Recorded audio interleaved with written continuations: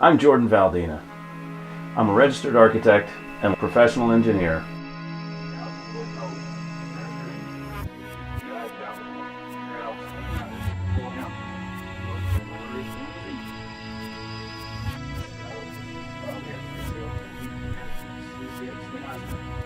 This is the Architecture Show. Let's take a walk.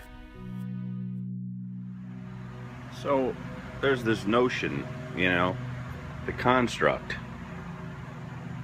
is the architecture.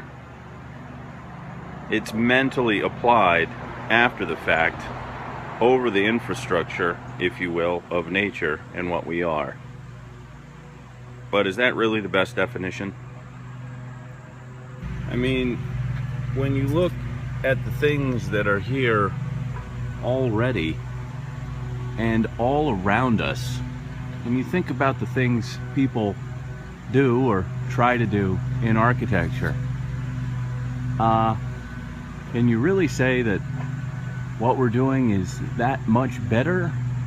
So much as different and certainly tailored to people, but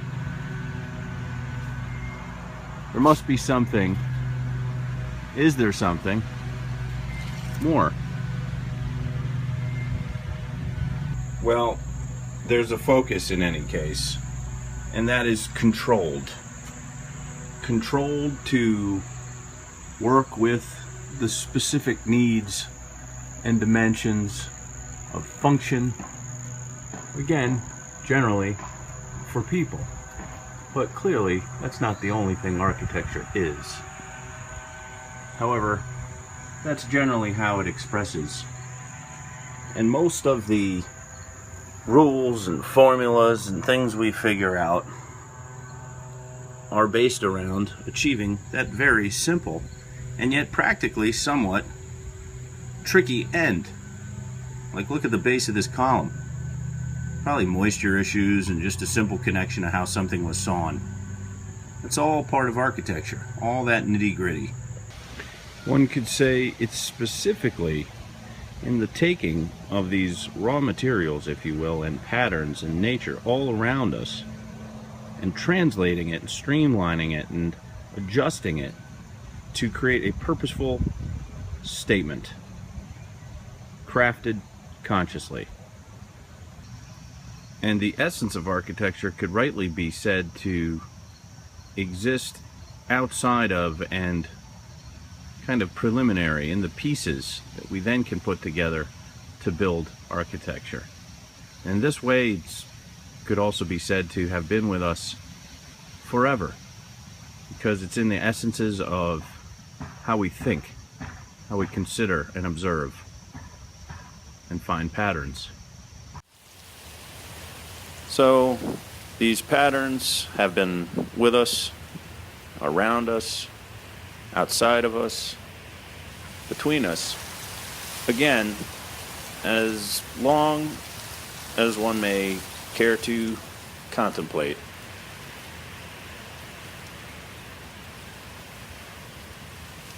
And it's actually in the noticing simplified patterns in the greater pattern and how they can work to the ends of our making a statement, and again controlling space to what is, on the scheme of things, very simplistic needs, and then rebuilding on that simple basis to become more artful and subtle in the integration with all these things. Then there's this concept of architecture that relates to like a social status and a level of talent and proficiency and grandeur that is beyond most. It's a pinnacle event. And in reality, however, there is no pinnacle, and this is a fundamental lesson of architecture, that is not built on a very solid, functional, and in that sense, non-pretentious in the least, base, as I hope these opening images are highlighting. Which is to say, wherever you are is where architecture begins. Whatever you know is where architecture begins. You'll often hear people saying, I wanted to do something with architecture, but I'm not good at, they often say math. That's absurd. You should do it if you love it. The big warning is doing it because you want a level of recognition. That's the rocky shore that many hopes are dashed against.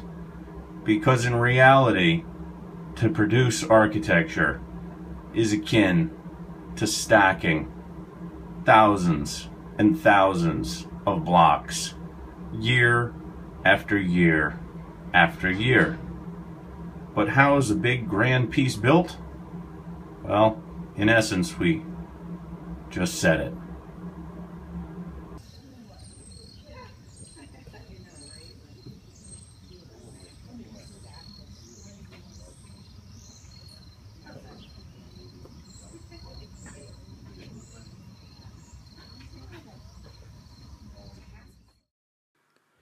It starts from the ground up.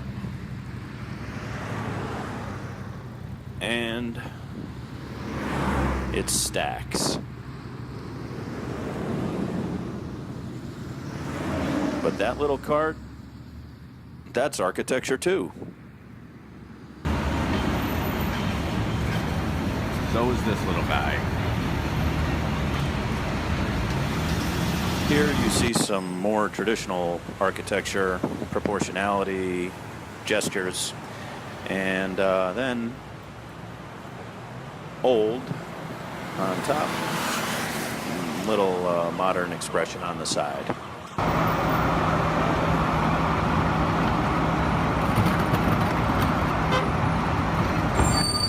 Okay, that's not architecture, right? No, that's definitely architecture. Yeah, and as a matter of fact, so are the cars. Oh, that's design. Yeah. Yep.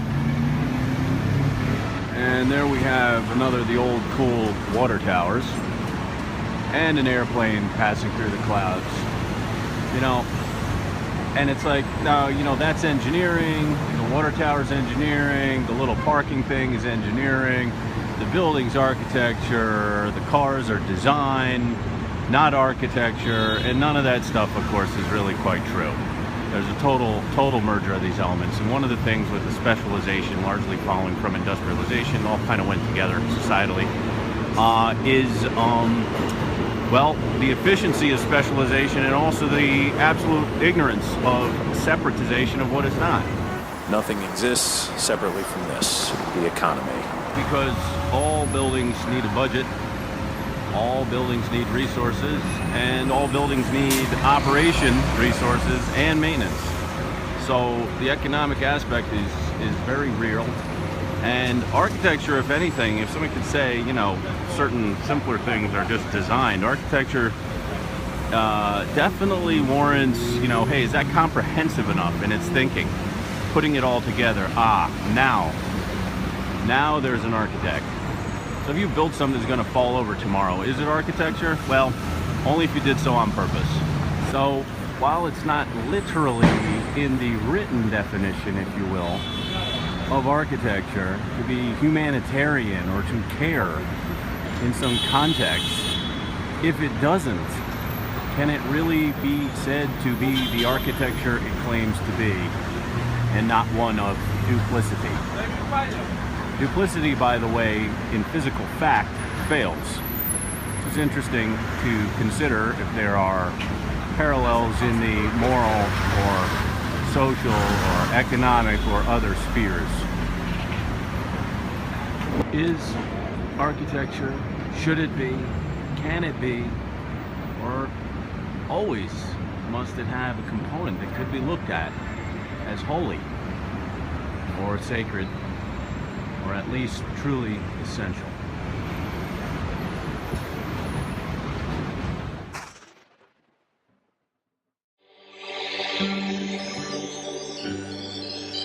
Key life.